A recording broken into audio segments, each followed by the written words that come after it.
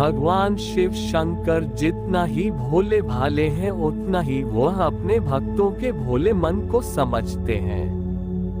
उन्हें सजीव निर्जीव देवता दानव किसी से कोई भेद नहीं, वह सिर्फ भक्तों की भावना को समझते हैं। पूजा पाठ की विधि विधान से शिव को कोई मतलब नहीं और वह अपने भक्तों का कल्याण करते हैं।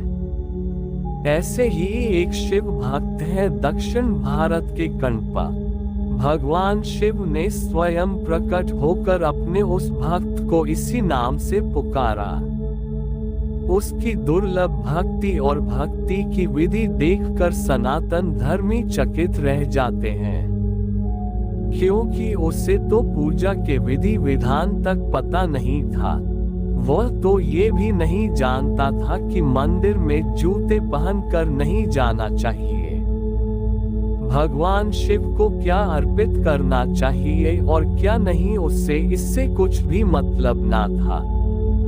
बस वह शिवलिंग की सेवा में लगा रहता था। शिव पूजा के उसके अपने नियम थे।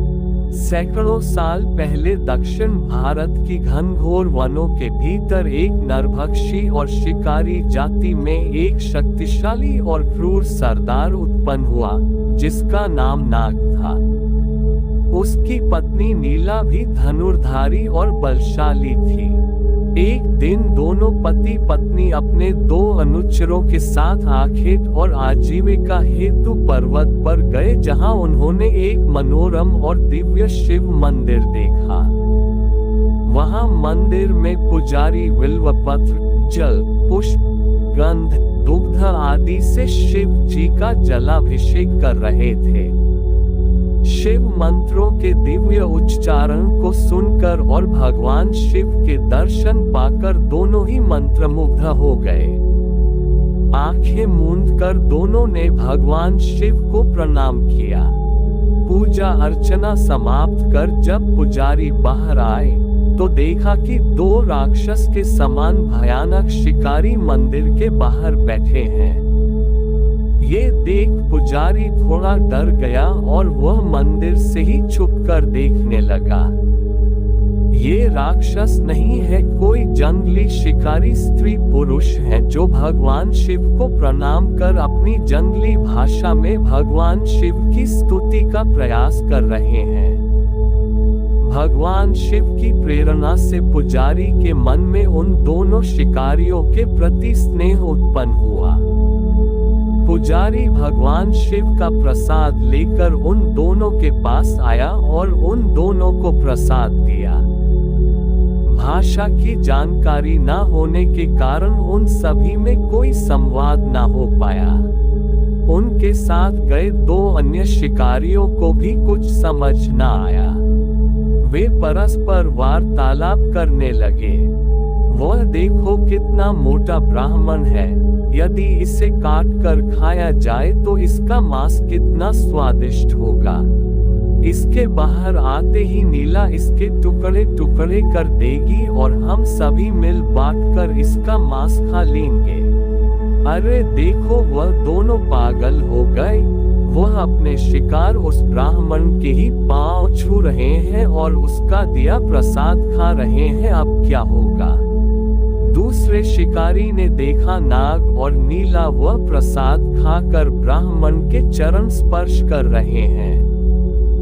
ब्राह्मण जिन लोगों से भयभीत था, उन्हीं नरभक्षियों को अपने चरण स्पर्श करते देख अत्यंत प्रसन्न हुआ और भगवान शिव की प्रेरणा से बोला, हे निषाद दंपत्ति, भगवान शिव तुम्हें उत्तम संतान प्रदान करें जो कि तुम्हारे कुल और वंश का उद्धार कर दे। शिव के प्रसाद को ग्रहण करने के बाद निर्मल मन हो चुके वाले शिकारी दंपत्ति की शिव में आस्था बनी। उन्होंने भगवान शिव को हाथ जोड़कर नमन किया, मंदिर को प्रणाम किया और पुजारी जी से अपनी भाषा में कहा कि जब तक हम हैं आपको और मंदिर को कोई क्षति नहीं पहुंचेगी। आप निर्विघ्न होकर प्रतिदिन मंदिर में आकर पूजा अर्चना कीजिए। पुजारी तो कुछ समझ ना पाए, मगर साथ रहे शिकारियों ने समझ लिया कि अगर इस पंडित को तंग किया तो सरदार मार डालेगा। बहुत दिनों बाद भगवान शिव की कृपा से नीला ने एक अत्यंत सुंदर और भारी पुत्र को जन्म दिया। अपने भारी भरकम पुत्र को उठाकर सरदार नाग ने उसका नाम रखा त्यन, अर्थात बहुत ही भारी। कालांतर में सरदार और उसकी पत्नी ने अपने बेटे को अस्त्र शस्त्र चलाने की शिक्षा दी। शिकारी का वह बेटा सभी अस्त्र शस्त्र को चलाने में निपुण हो गया। 16 वर्ष की आयु में ही नाग ने उसे अपने जनजाति का अधिपति बना दिया। स्वजातीय नियमों के अनुसार इस नवनियुक्त सरदार को प्रथम बार आखेट करने के लिए भेजा गया। नाग ने अपने पुत्र की सुरक्षा हेतु अपने अनुचरों को भी उसके पीछे भेज दिया। त्यन ने अनेक पशुओं का आखेट किया और मांस के ढेर लगा दिए। अपने नवीन अधिनायक का हस्तलाघव देखकर अनुचर बहुत खुश हुए उसके पास आए। उन्होंने समस्त आखेट को उठा लिया। तभी कहीं से दौड़कर आते हुए एक बहुत विशालकाय जंगली सुअर ने उन पर आक्रमण किया। त्यन ने अपने एक ही बाण से उस सुअर को मार डाला और अपने कंधों पर उठाकर चल पड़ा। उसके सेवकों ने सुअर को उठा लिया और चल पड़े। रास्ते में उन लोगों को बहुत जोर की भूख और प्यास लगी। त्यन ने पूछा, यहाँ कहीं उत्तम स्वच्छ और मीठे जल स्रोत है? नाग बोला, उस विशाल शाल वृक्ष की ओर देख। उस पार एक पर्वत है जिसके नीचे सुवर्णा नदी बहती है। त्यन ने कहा, चलो। तब वही चले। तीनों चल पड़े। वहां पहुंचने पर त्यन ने पहाड़ी पर चढ़ने की इच्छा जताई। नाग ने भी जोर दिया। इस रमणीय पर्वत के शिखर पर एक मंदिर है जिसमें शिवलिंग स्थापित है। वहां एक पुजारी नियमित रूप से पूजा करते हैं। पहाड़ पर चढ़ते चढ़ते त्यन की क्षुधा पिपासा शांत हो गई। उसे ऐसा मालूम होने लगा मानो सिर पर से कोई भार उतरा जा रहा है। उसे अब अकथ्य अतुलनीय आनंद मिलने लगा। उसके भीतर कोई नवीन अभिलाषा उत्पन्न हो गई। वह बोला, नाग, तुम ही ने कहा है न कि ऊपर भगवान जटाजुधारी महादेव का मंदिर है। चलो उनके दर्शन कराएं। मार्ग में चलते चलते उसे ऐसा लगा कि यह पेड़ पौधे जीव जंतु पहाड़ पत्थर नदी उसे बरसों से पहचानते हैं। उसे ऐसा लगा जैसे वो यहाँ हजारों साल रहा हो। उसे ऐसा लगा कि यह तो उसका अपना घर है। आगे रास्ते में उसे लगा कि यह वही वृक्ष है जिसके नीचे उसने कभी तप किया था, जहाँ कभी किसी ने सुअर के लिए उससे युद्ध किया था। उसे ऐसा लगा कि उसके भुजाओं में बल की वृद्धि हो गई है और वह विश्व का सर्वश्रेष्ठ धनुर्धर है। उसे यह एहसास होने लगा कि पूर्व जन्म में उसने यहाँ एक विशालकाय सेना के सेनापति को युद्ध द्वारा प्रसन्न किया है। एक सुअर के शव के स्वामित्व के प्रश्न पर उसने विकट युद्ध छेड़ दिया था। आज उसे उसी सुअर का मूल्य चुकाने जाना चाहिए, मगर उसे सब कुछ धुंधला धुंधला सा नजर आता था। मगर उसकी याद वापस नहीं आती थी। उसे बार बार लगने लगा कि नहीं, मुझे दर्शन करने जाना चाहिए। कोई मुझे बुला रहा है। आगे बढ़ते ही सुगंधित वायु के झोंकों ने उसे और ऊपर चढ़ने के लिए प्रेरित किया। ऐसा लगा कि वायु देवता कहते हो कि जल्दी से ऊपर पहुंच जाओ। पर्वत का रोम रोम उसे ऊपर चढ़ने में मदद कर रहा हो। वह बार बार कोशिश करता था कि उसे कुछ याद आए, परंतु वह तो देवताओं की भाषा और विधि ही नहीं जानता था। वे दोनों शिखर पर चढ़कर मंदिर के सामने पहुंचे। शिवलिंग को देखते ही भावुक हृदयतीर्ण ने लपक कर उसे प्रेमालिंगन में बांध लिया। उसके आनंद का पार न रहा, उसकी आंखों से अजस्र अश्रुधारा बहने लगी। उसे तो ना कोई श्लोक पता था और न ही उसे कोई पूजा विधि ज्ञात थी। वह तो अपनी भाषा में भगवान शिव से मनुहार कर रहा था। उसे तो अपने ईश्वर से अनंत प्रेम हो चुका था।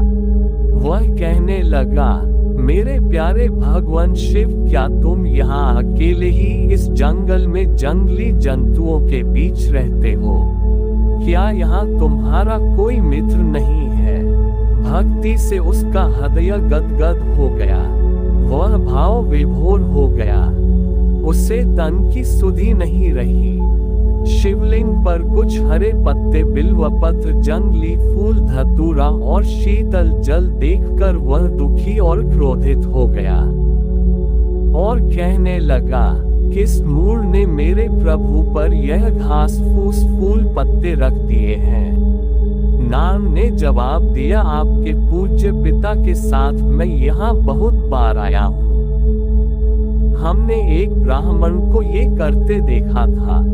उसने आपके देवता के सिर पर ठंडा पानी डाल दिया और फूल पत्तियां रख दी। फिर वह खूब उसी तरह बड़बड़ाता रहा जैसा कि हम ढोल पीट पीट कर देवता के सामने किया करते हैं। उसने आज भी जरूर यही किया होगा। तीर्ण को भी पूजा करने की बड़ी प्रबल इच्छा थी, किंतु ढंग नहीं मालूम था।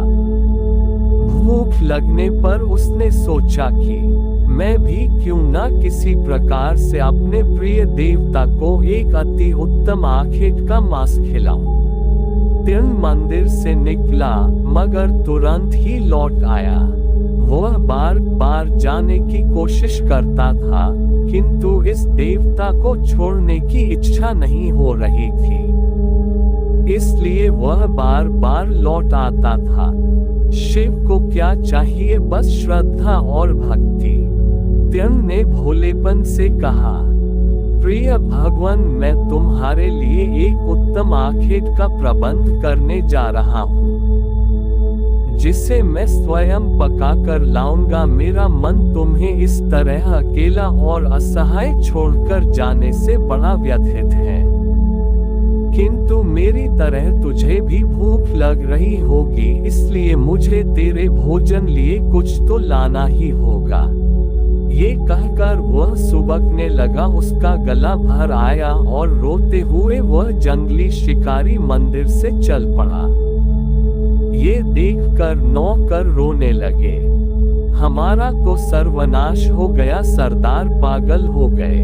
तीर्ण ने उनके रोने की जरा भी परवाह नहीं की। उसने आखेट में से सबसे उत्तम पशु को ढूंढा। ये सुअर का मांस बनाने योग्य है। देवता के लिए इससे उत्तम क्या होगा? रोज रोज घास फूल पत्ते खाकर वह उब चुके हैं। उसने आग जलाकर सुअर को भूना, फिर उसे चखकर आश्वस्त हुआ कि स्वाद ठीक है या नहीं। वह मांस की एक टुकड़े को चपटा, यदि वह उसे स्वादिष्ट लगता तो उसे वह एक तरफ कर देता और यह जो भाग उसे अच्छा नहीं लगता उसे दूसरी तरफ रख देता। जब उसे संतोष हो गया कि सुअर का मांस अब स्वादिष्ट है और देवता को अर्पित करने योग्य है, तो वह सुअर के स्वादिष्ट मांस को लेकर पहाड़ी की ओर पर चल पड़ा। उसने बचा हुआ मांस भी अपने अनुचरों को नहीं दिया और पहाड़ी पर चढ़कर मंदिर की ओर चल पड़ा। तीर्ण का यह आचरण देखकर उसके अनुचरों को विश्वास हो गया कि हमारा सरदार पागल हो गया है। वह दोनों रोते चिल्लाते कबीले में भाग गए और वहां के लोगों को बताया कि नया सरदार पागल हो चुका है। भोलेनाथ के भोले भक्त तीर्ण ने सोचा कि देवता को ठंडे जल से नहलाना चाहिए। उसके लिए उसने जल ले जाना चाहिए, मगर उसके पास कोई पात्र न था, इसलिए उसने अपने मुंह में ताजा पानी भर लिया। फिर उसने सोचा क्यों ना थोड़े फूल भी चढ़ा दूं, परंतु उसके पास फूल ले जाने के लिए हाथ खाली नहीं था। उसने कुछ जंगली फूल तोड़े और उन्हें अपने ही बालों में खोंस लिया। एक हाथ में सूअर के मांस पिंड लिए, दूसरे हाथ में तीर धनुष संभाले वह दोपहर की तीखी धूप में पहाड़ की खड़ी चढ़ाई पर चढ़ने लगा। तभी उसे भूख लगी। उसने सोचा कि मैंने तो कल ही भोजन किया था, फिर भी मुझे भूख लग रही है, तो पता नहीं मेरे भगवान ने कब खाना खाया होगा, उनको कितनी तेज भूख लगी होगी। ये सोचकर और तेजी से पहाड़ पर चलने लगा। शिखर पर पहुंचने के बाद वह मंदिर में दौड़कर बिना जूते उतारे ही घुस गया। उसके पीछे पीछे उसका कुत्ता भी मंदिर में घुस गया, जिसके कारण मंदिर में गंदगी फैल गई। अपने प्यारे देवता के ऊपर से पुराने फूल उसने बड़े स्नेह और श्रद्धा भाव से के अपने पैरों से हटाया, क्योंकि उसका हाथ खाली ना था और उसे देव अर्चना के नियमों पैरों के स्पर्श न करने की मर्यादा का ज्ञान नहीं था। उसने शिवलिंग पर कुल्ला कर दिया और उनके सामने सूअर का वह मांस रख दिया और अपनी भाषा में उन्हें भोजन ग्रहण करने का निवेदन करने लगा। अभिषेक के लिए ऊपर से कुल्ला कर दिया और देवता के आगे मांस रखकर अपनी साधारण बोली में खाने का आग्रह करने लगा। फिर उसने सोचा भगवान अकेले में ही भोजन करेंगे, मेरे सामने नहीं कर पाएंगे। ये सोचकर वह मंदिर के बाहर बैठ गया। उसने देखा कि सूर्यास्त होने वाला है और जंगली जानवर मंदिर के आगे पीछे घूम रहे हैं, इसलिए मंदिर की रक्षा अनिवार्य है। तब उसने हाथ में धनुष बाण लेकर मंदिर के बाहर रात भर पहरा दिया। सवेरा होने पर जब चिड़ियां चहचहाने लगी, तब वह अपने देवता को प्रणाम करके ताजा मांस लाने चला गया। वह ब्राह्मण पुजारी जो पूजा किया करता था, नियमानुसार प्रातःकाल आया। मंदिर में जूतों और कुत्ते के पैरों के चिन्ह देखे। वह दुखी होकर मंदिर के गर्भगृह में पहुंचा तथा चारों ओर फैले हुए मांस पिंड को देखकर वह बहुत ही घबरा गया और आर्त स्वर में विलाप करने लगा। हे वायुलिंग महादेव, अब मैं क्या करूं? किसी जंगली शिकारी ने मंदिर भ्रष्ट कर दिया है। लाचार होकर उसने मंदिर के प्रांगण को झाड़कर साफ किया। मांस के टुकड़े कहीं पैरों से छू न जाया, इसलिए उसे बड़ी कठिनता से इधर उधर चलना पड़ता था। फिर वह नदी में से स्नान करके आया और मंदिर की संपूर्ण शुद्धि की। फिर उठकर उसने पवित्र मंत्रों के जप से परम पुरुष परमात्मा शिव की स्तुति की। विधि विधान से पूजा अर्चना करके वह ब्राह्मण अपने तपोवन को लौट गया। तीर्ण ने कई जानवर मारे और चुनकर बढ़िया मांस पकाया और चख चख कर अच्छे अच्छे टुकड़े अलग रख लिए। उसने कई अच्छे ताजे मधु के छत्ते एकत्र किए और उनका मधु मांस में ही निचोड़ दिया और अपने मुंह में पानी भरकर बालों में फूल खोंस कर एक हाथ में मांस लिए और दूसरे में धनुष बाण लिए पहाड़ पर दौड़कर चढ़ गया। जो मंदिर निकट आता जाता था, उसकी आतुरता भी बढ़ती जाती थी। वह बड़े बड़े डग भरता चला। मंदिर पहुंचकर वह भी ब्राह्मण की तरह ही दुखी हुआ। आज फिर किसने तुम्हें नहला दिया और तुम्हारे ऊपर फूल पत्ते रख दिए? उसने देवता के सिर पर से फूल पत्ते पैर से गिराकर साफ किए। कुल्ला करके शिवलिंग को ठीक से साफ किया।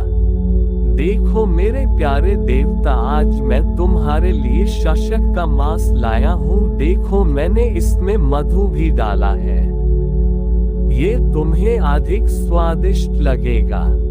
रह कहते हुए उसने मांस का भोग शिवलिंग के सामने रखा। इस तरह तीर्ण के 5 दिन भर शिकार करके देवता के लिए मांस इकट्ठा करने और रात भर पहरा देने में बीते। उसे स्वयं खाने पीने की सुध ही न रही। तीर्ण के चले जाने के बाद प्रतिदिन पंडित जी आते और रात के इस भ्रष्टाचार पर विलाप करते, मंदिर धोकर साफ करते, नदी स्नान करके शुद्धि करते और पूजा पाठ करके अपने स्थान पर लौट जाते। उसके बाद तीर्ण आता और अपनी विधि से उनकी पूजा करता और रात भर पहरा देने के बाद सुबह शिकार करने निकल जाता था। जब इतने दिनों तक तीर्ण नहीं लौटा, तब उसके सभी संबंधी और माँ बाप निराश हो गए। ब्राह्मण पुजारी हार्दिक प्रार्थना करते, प्रभु मेरे पाप क्षमा करो, ऐसा अनाचार रोको। एक रात ब्राह्मण के स्वप्न में शिव जी आकर बोले, पुत्र तुम मेरे इस प्रिय शिकारी भक्त को नहीं जानते, वह तो बिल्कुल ही भोला है, उसे पूजन विधि का पता नहीं है, उसे सिर्फ इतना ही पता है कि वह मेरी प्रसन्नता के लिए क्या कर सकता है। इस ब्रह्मांड में अब वह मेरे सिवा और कुछ जानता ही नहीं, वह जो कुछ करता है मुझको प्रसन्न करने के लिए ही। मुझे प्रसन्न करने की आतुरता में वह अपने पैरों से मेरा स्पर्श करता है और फूल पत्ते हटाता है, क्योंकि उसके हाथ में मांस पिंड है और दूसरे हाथ में उसका धनुष है। मुझे जल अर्पित करने के लिए उसके पास पात्र नहीं है, इसलिए वह जल मुख में भर लेता है और मेरे ऊपर उड़ेल देता है। उसे इस विश्व में सबसे स्वादिष्ट वस्तु मांस लगती है, इसलिए वो मुझे मांस अर्पित करता है। उसे यह पसंद नहीं कि कोई मेरे ऊपर फूल पत्ते चढ़ाए, इसलिए वह इन फूल पत्तों को जूते की ठोकर से मारता है। वह देवताओं की बोली संस्कृत को नहीं जानता, परंतु अपनी मातृभाषा में वह बड़े प्यार से मुझसे भोजन करने के लिए निवेदन करता है। उसे यह नहीं पता है कि मेरा दर्शन दुर्लभ है, परंतु उसे ही विश्वास है कि मैं उसकी बात सुन रहा हूँ। उसकी श्रद्धा, उसका विश्वास, उसकी आत्मीयता, उसकी भक्ति अतुलनीय है। उसे तो मेरा नाम भी नहीं पता, ना ही वह मेरे बारे में कुछ जानता है, बस उसे यह पता है कि वह मेरा है, मैं उसका हूँ। यदि उसकी भक्ति का महत्व देखना हो तो कल आकर मेरे पीछे खड़े हो जाना। इस आदेश के बाद पुजारी को रात भर नींद नहीं आई। जिन महादेव के दर्शन युग युगांतर में नहीं होते, वही महादेव एक भक्त की भक्ति पर विश्वास दिलवाने के लिए भगवान शिव स्वयं उसके सपने में आ गए। आखिर वह भक्त कैसा है ये तो देखना ही होगा। मैंने इतने वर्षों तक शिव की तपस्या की, परंतु मुझे आज तक दर्शन नहीं मिले थे। प्रातःकाल वह मंदिर में पहुंचे और पूजा अर्चना के उपरांत समाप्त मंदिर में छिप गए और शिवलिंग की ओर देखते हुए महादेव के अनूठे और प्रिय भक्त की प्रतीक्षा करने लगे।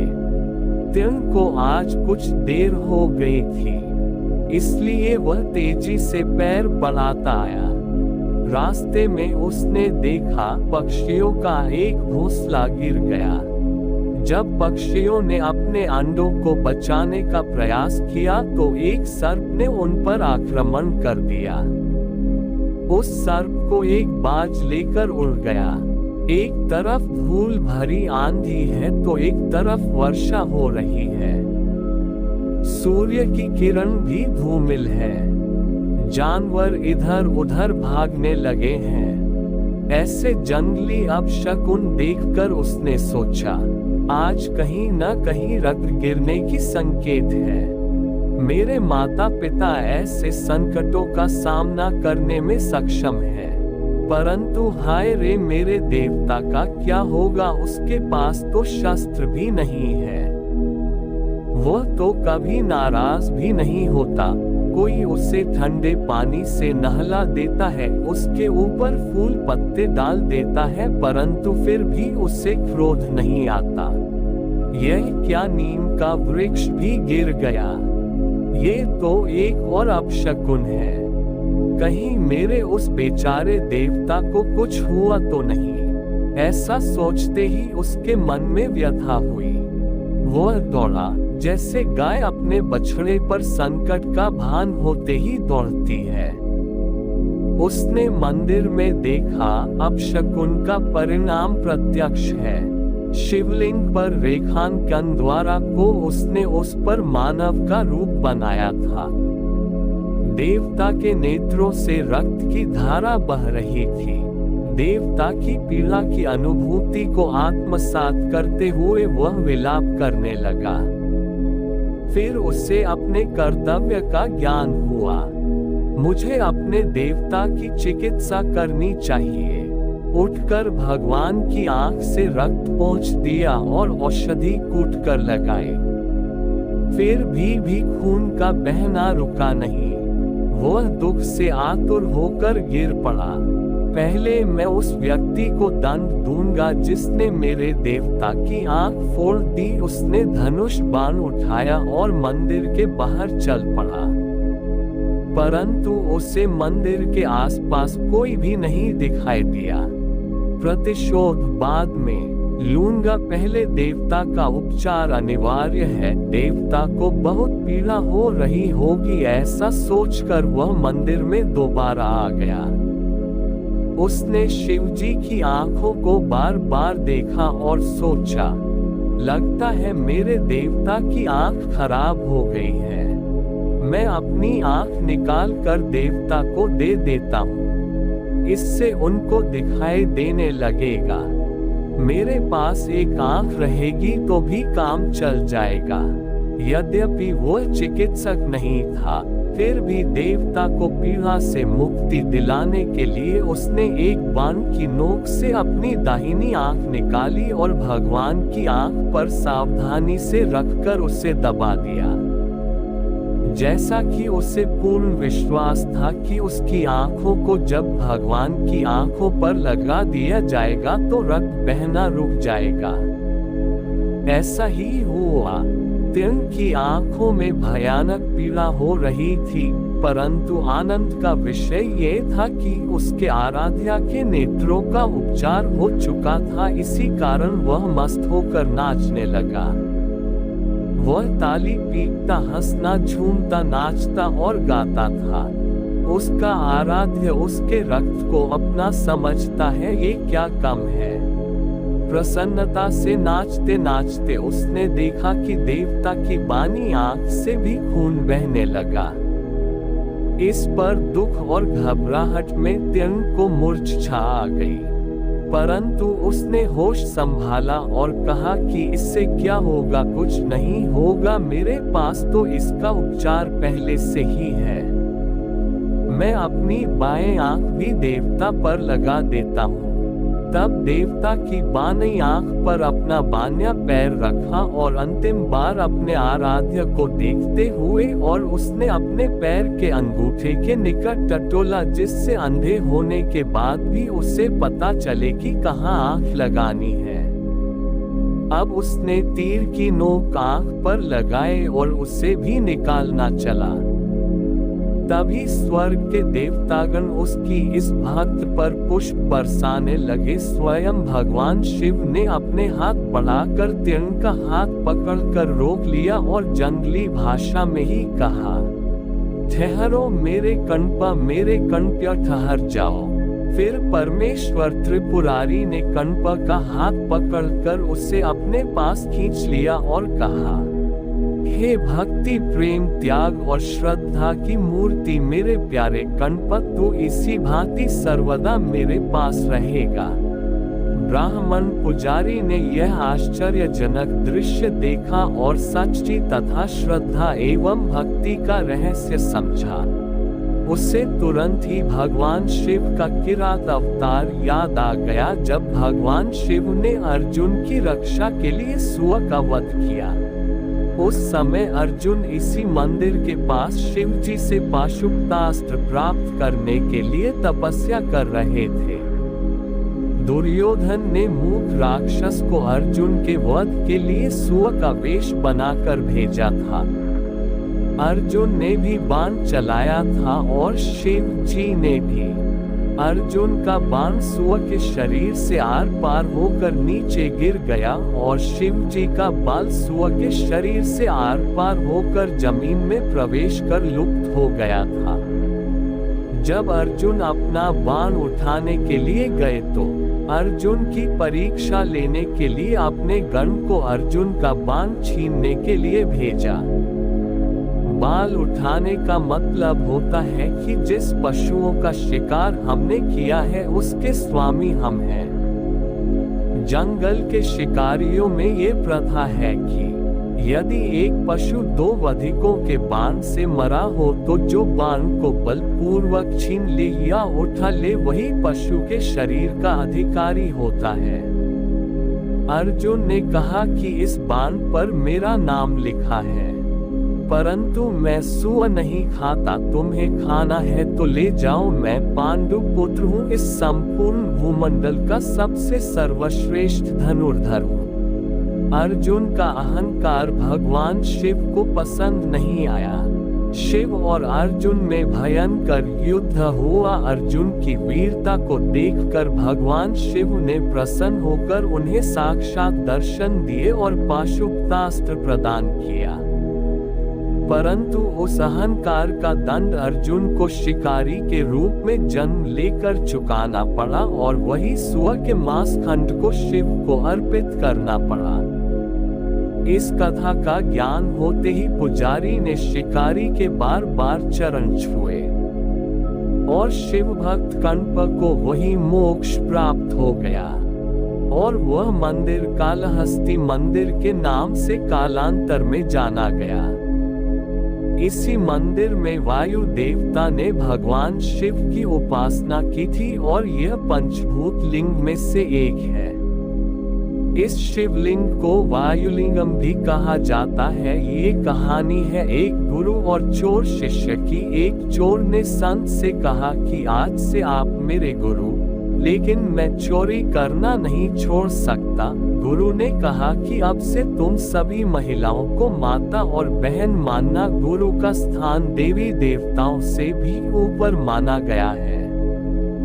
गुरु की बातों का पालन करने पर किसी का भी जीवन बदल सकता है। एक लोक कथा के अनुसार पुराने समय में किसी गांव में एक चोर ने विद्वान संत से कहा कि आज से आप मेरे गुरु, लेकिन मैं चोरी करना नहीं छोड़ सकता क्योंकि यही मेरा काम है। गुरु ने चोर से कहा कि ठीक है, अब से तू मेरा शिष्य है। मेरी एक बात ध्यान रखना, सभी महिलाओं को अपनी माता और बहन समझना। चोर ने ये बात मान ली। ये लोग जिस गांव में रहते थे उस राज्य के राजा के यहाँ कोई संतान नहीं थी। इस वजह से राजा अपनी रानी से गुस्सा था और रानी के अलग महल में रहने भेज दिया था। संतान न होने की वजह से रानी भी बहुत दुखी थी। एक रात चोर रानी के महल में चोरी करने पहुंचा। रानी ने देख लिया कि चोर महल में घुस गया है। महल के चौकीदारों ने भी चोर को देख लिया और उन्होंने राजा को खबर दे दी। रानी ने चोर से कहा कि तू यहाँ कैसे आया है? चोर ने जवाब दिया कि मैं घोड़े से आया हूँ। रानी बोली, मैं तेरे घोड़े को सोने चांदी से लदवा दूंगी, बस मेरी एक इच्छा पूरी कर दे। चोर को अपने गुरु की बात याद थी। वह भागा नहीं। उसने कहा कि आप तो मेरी माँ समान हैं। मुझे पुत्र समझकर अपनी इच्छा बताएं। मैं चोर हूँ, लेकिन मेरे बस में होगा तो मैं जरूर पूरी करूँगा। राजा ये सब बातें सुन रहा था। चोर की अच्छी बातें सुनकर बहुत खुश हुआ। उसने चोर को दरबार में बुलवाया और कहा कि मैं तुझसे बहुत प्रसन्न हूँ, तू मांग ले जो चाहता है। चोर ने कहा कि राजन, आप महारानी को अब से अपने महल में ही रखें, उन्हें दुख न दें। राजा ने चोर की बात मान ली। महारानी से राजा ने अपने किए की क्षमा मांगी। रानी से राजा से कहा कि हम इस चोर को ही अपना पुत्र बना लेते हैं, इसकी वजह से ही सब ठीक हुआ है। राजा भी ये बात मान गया और चोर को अपना उत्तराधिकारी घोषित कर दिया। गुरु की बातें जीवन में उतारने से किसी का भी जीवन बदल सकता है। चोर चोरी करता था, लेकिन उसने गुरु के उपदेश को ध्यान रखा और राजा रानी उससे प्रसन्न हो गए। एक चोर का जीवन बदल गया। एक लोक कथा के अनुसार पुराने समय में एक व्यापारी के पास बहुत धन संपत्ति और सभी तरह की सुख सुविधाएं थीं, लेकिन उसका मन हमेशा अशांत ही रहता था। हर समय वह तनाव में रहता था। व्यापार के लिए एक गांव से दूसरे गांव यात्रा करता था। एक दिन यात्रा करते समय उससे एक आश्रम दिखाई दिया। वह आश्रम में गया। वहां एक संत अकेले रहते थे। व्यापारी ने संत को प्रणाम किया और अपनी परेशानियां बताई। प्रेरक कथा। एक व्यक्ति ने संत से कहा कि मैं बहुत दुखी हूँ। संत ने उसे ध्यान करने की सलाह दी, लेकिन ध्यान से भी अशांति दूर नहीं हुई। 5 वर्ष पहले क्रोध और घमंड जैसी बुराइयां हमारे मन को शांत नहीं होने देती हैं, इनसे बचना चाहिए। एक लोक कथा के अनुसार पुराने समय में एक व्यापारी के पास बहुत धन संपत्ति और सभी तरह की सुख सुविधाएं थीं, लेकिन उसका मन हमेशा अशांत ही रहता था। हर समय वह तनाव में रहता था। व्यापार के लिए एक गांव से दूसरे गांव यात्रा करता था। एक दिन यात्रा करते समय उससे एक आश्रम दिखाई दिया। वह आश्रम में गया। वहां एक संत अकेले रहते थे। व्यापारी ने संत को प्रणाम किया और अपनी परेशानियां बताई। संत ने कहा कि तुम्हें शांति चाहिए तो तुम कुछ देर यहाँ बैठकर ध्यान करो। व्यक्ति ने ध्यान लगाने की कोशिश की, लेकिन वह ध्यान नहीं लगा पा रहा था। उसके मन में इधर उधर की बातें घूम रही थीं। बहुत कोशिश के बाद भी वह ध्यान नहीं लगा सका। तब उसने संत से कहा कि वह ध्यान नहीं लगा सकता। संत ने उससे कहा कि ठीक है, चलो मेरे साथ कुछ देर आश्रम में घूमते हैं। व्यापारी संत के साथ चल दिया। आश्रम में वह एक पेड़ को हाथ लगा रहा था, तभी उसके हाथ में एक कांटा चुभ गया। कांटे की चुभन की वजह से उसे दर्द हो रहा था। संत तुरंत ही आश्रम से एक लेप लेकर आए और उन्होंने व्यक्ति के हाथ पर लगा दिया। संत ने व्यापारी से कहा कि जिस तरह कांटा चुभने से दर्द हो रहा है, ठीक उसी तरह तुम्हारे मन में भी क्रोध, अहंकार, ईर्ष्या, लालच जैसे कांटे चुभे हुए हैं। जब तक इन कांटों को निकालेंगे नहीं, तुम्हें शांति नहीं मिल पाएगी। व्यापारी को संत की बात समझ आ गई और वह उनका शिष्य बन गया। इसके बाद उसने धीरे धीरे अपनी इन बुराइयों को दूर कर लिया। अपने धन का उपयोग उसने समाज कल्याण में करना शुरू कर दिया।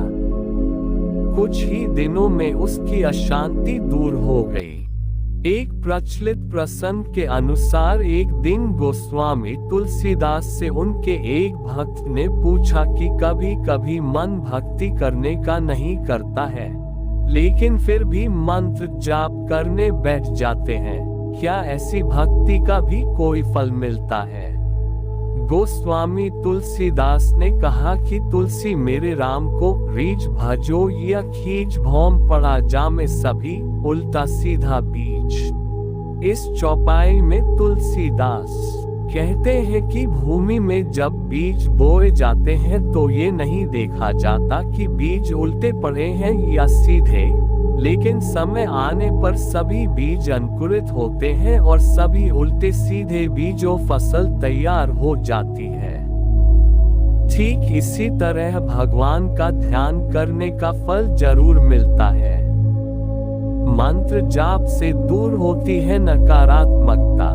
रोज सुबह शाम अपने इष्ट देव की पूजा करने और पूजा में उनके मंत्रों का जाप करने से मन शांत होता है। पूजा में ध्यान करने से नकारात्मक विचार खत्म हो जाते हैं। इसीलिए पूजा में मंत्र जाप और ध्यान करने की परंपरा पुराने समय से चली आ रही है। लालच की वजह से बहुत अच्छा अवसर हाथ से निकल सकता है। इस संबंध में एक लोक कथा प्रचलित है। कथा के अनुसार पुराने समय में एक बूढ़ा 3 गठरियां लेकर रास्ते में खड़ा था। बूढ़े ने एक लड़के से कहा कि बेटा क्या तुम मेरी मदद करोगे? मेरी एक गठरी बहुत भारी है, इसे मेरे गांव तक पहुंचा दो, मैं तुम्हें 2 स्वर्ण मुद्राएं दूंगा। लड़के ने कहा कि मैं आपकी मदद करने के लिए तैयार हूँ। लड़के ने एक गठरी उठा ली, वह बहुत भारी थी। लड़के ने वृद्ध से पूछा कि बाबा इसमें क्या है? बूढ़े ने धीरे से जवाब दिया कि इसमें सिक्के हैं। लड़का सोचने लगा कि इतने सारे सिक्के, लेकिन मुझे इनसे क्या करना है, मैं बेईमानी नहीं करूंगा। दोनों आगे बढ़ते रहे। कुछ देर बाद वे एक नदी के किनारे पहुंच गए। उन्हें नदी पार करना थी। लड़का नदी में उतर गया, लेकिन बूढ़ा किनारे पर ही खड़ा था। बूढ़े ने कहा कि मैं नदी में 2 गठरियां उठाकर चल नहीं सकता, क्या तुम मेरी एक और गठरी उठा सकते हो? लड़के ने हाँ कर दी। बूढ़े ने कहा कि तुम ये गठरियां लेकर भाग तो नहीं जाओगे, क्योंकि दूसरी गठरी में चांदी के सिक्के हैं।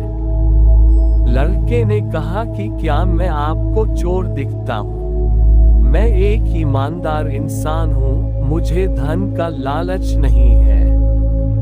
अब लड़के के 2 गठरियां हो गईं। दोनों आगे बढ़ने लगे। कुछ देर बाद एक पहाड़ी आई। बूढ़े ने कहा कि बेटा मेरी ये तीसरी गठरी भी तुम ही ले लो, लेकिन भागना मत, क्योंकि इसमें सोने के सिक्के हैं। लड़के ने कहा कि आप चिंता न करें, मैं लालची नहीं हूँ। बूढ़े ने तीसरी गठरी भी उस लड़के को दे दी। अब वह लड़का तेजी से चलने लगा। बूढ़ा काफी पीछे रह गया। लड़के ने सोचा कि अगर मैं ये तीनों गठरियां लेकर भाग जाऊंगा तो मेरी गरीबी खत्म हो जाएगी। बूढ़ा तो मुझे पकड़ भी नहीं पाएगा। ये सोचकर वह तीनों गठरियां लेकर भाग गया। लड़के ने घर पहुंचकर गठरियां खोली तो उसमें मिट्टी के सिक्के थे। ये देखकर वह हैरान था। उसने सोचा कि उस बूढ़े ने मुझसे झूठ क्यों बोला। तभी उससे सिक्कों के साथ एक चिट्ठी भी थी। चिट्ठी में लिखा था कि ये पूरा नाटक इस राज्य के खजाने की सुरक्षा के लिए ईमानदारी व्यक्ति की खोज के लिए रचा गया है। वह बूढ़ा कोई और नहीं बल्कि इस राज्य के राजा हैं। अगर तुम ईमानदार रहते तो तुम्हें मंत्री पद मिलता और राजा से मान सम्मान भी मिलता। व्यक्ति को अपनी गलती पर पछतावा होने लगा। उसने छोटे से लालच में बड़ा अवसर खो दिया था। कोई भी मरने के बाद अपने साथ कुछ नहीं ले जा सकता, इसलिए कभी भी गलत काम नहीं करना चाहिए। मृत्यु अटल सत्य है और एक दिन सभी मृत्यु को प्राप्त होंगे। मरने के बाद कोई भी व्यक्ति अपने साथ कुछ भी नहीं ले जा सकता है, इसीलिए गलत काम करने से बचना चाहिए। जो लोग इस बात का ध्यान रखते हैं वे जीवन में कभी दुखी नहीं होते हैं। इस संबंध में एक लोक कथा प्रचलित है। कथा के अनुसार पुराने समय में एक दुखी व्यक्ति विद्वान संत के पास पहुंचा और बोला कि गुरुदेव, मुझे कोई ऐसा सूत्र बताए जो मुझे जीवन भर याद रहे और मेरी सारी समस्याएं खत्म हो सके। मेरे पास इतना समय नहीं है कि मैं रोज आपके प्रवचन सुनने यहाँ आऊं। संत ने उसकी बात ध्यान से सुनी और कहा कि ठीक है, मेरे साथ चलो। संत के साथ ही वह व्यक्ति भी चल दिया। संत उस व्यक्ति को लेकर शमशान पहुंचे। उस व्यक्ति ने पूछा कि गुरुजी, आप मुझे ये कहाँ लेकर आ गए हैं? संत ने कहा कि हम यहाँ कुछ देर रुकेंगे। थोड़ी ही देर में एक धनी व्यक्ति की अर्थी वहाँ आए और उसके कुछ देर बाद एक गरीब व्यक्ति की अर्थी लेकर कुछ लोग पहुँचे। अमीर और गरीब दोनों लोगों के शवों को शमशान में जला दिया गया। इसके बाद संत उस व्यक्ति को लेकर अपने आश्रम लौट आए। संत ने उससे कहा कि तुम कल फिर आना, मैं तुम्हें कल उपदेश दूंगा। अगले दिन सुबह सुबह ही वह व्यक्ति फिर से संत के पास पहुंच गया। संत उसे लेकर शमशान पहुंचे। संत ने अमीर की चिता से एक मुट्ठी राख उठाए और एक मुट्ठी राख गरीब की चिता से उठाए। दोनों मुट्ठियों की राख दिखाते हुए संत ने कहा कि ये देखो, अमीर हो या गरीब, दोनों एक समान है। दोनों में बिल्कुल भी अंत नहीं है। इसीलिए हमें धन कमाने के लिए कभी भी गलत काम नहीं करना चाहिए। निजी स्वार्थ में दूसरों को कष्ट नहीं देना चाहिए, क्योंकि मृत्यु के बाद कोई भी व्यक्ति अपने साथ कुछ भी ले जा नहीं सकता है। संत की बातें सुनकर व्यक्ति को सुखी जीवन का एक ऐसा सूत्र मिल गया था जिसने उसकी सारी समस्याओं को हल कर दिया। उसने संत से कहा कि आपका ये ज्ञान मैं जीवन भर याद रखूंगा और कभी भी गलत काम नहीं करूंगा।